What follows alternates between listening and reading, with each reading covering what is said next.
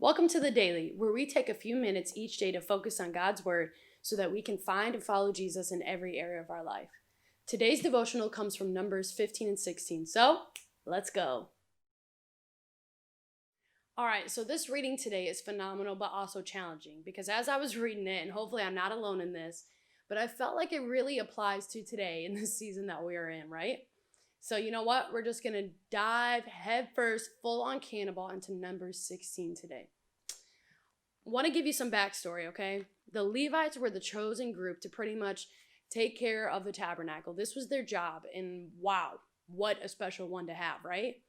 But then this group of about 250 Israelite men who were led by a guy named Korah and some other council members rose up against Moses and Aaron.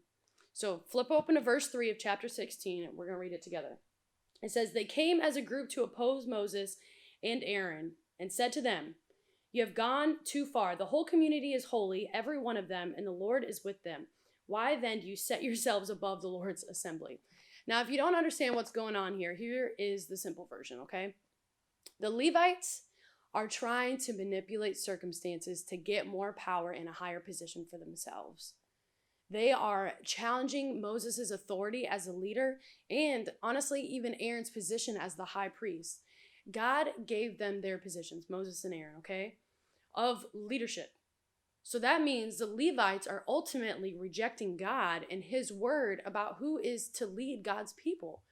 And if you read towards the end, you see how God puts them in place, okay? But God made it clear who was in charge. Even when Korah wanted to play, "I choose who's going into leadership," I'm like, dude, you're messing with the wrong God right now, okay? Korah has no idea the high and specific standards God places on people who are in leadership roles.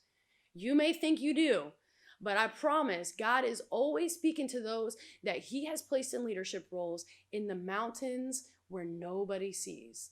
Just like Moses being gone for a good while to talk to God about the commandments, there are things that God speaks to our leaders about that honestly, sometimes we will never know about.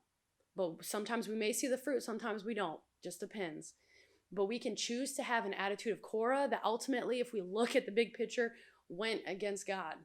And if you read verses 31 through 35, you will see the result of having a Korah attitude towards leadership that God put in place. When we desire power in our agendas of how we think things should be and why isn't leadership doing this and blah, blah, blah, blah, blah, Korah. Okay? That is Korah attitude coming up in us. And we are not talking bad about our leaders only. We are talking bad about God because he placed them there. Shocker. So today, I'm going to challenge us all with something that I tell myself daily, okay? Check yourself before you wreck yourself. And in number 16, God literally wrecked the Israelites, those men, okay? But let's fix our hearts today to get rid of that Korah attitude in our hearts and in our minds, and also be aware of the Korah conversations that you may have the opportunity to stop. So today, stop the Korah from rising within you, all right? I hope you have a blessed rest of your day. See ya.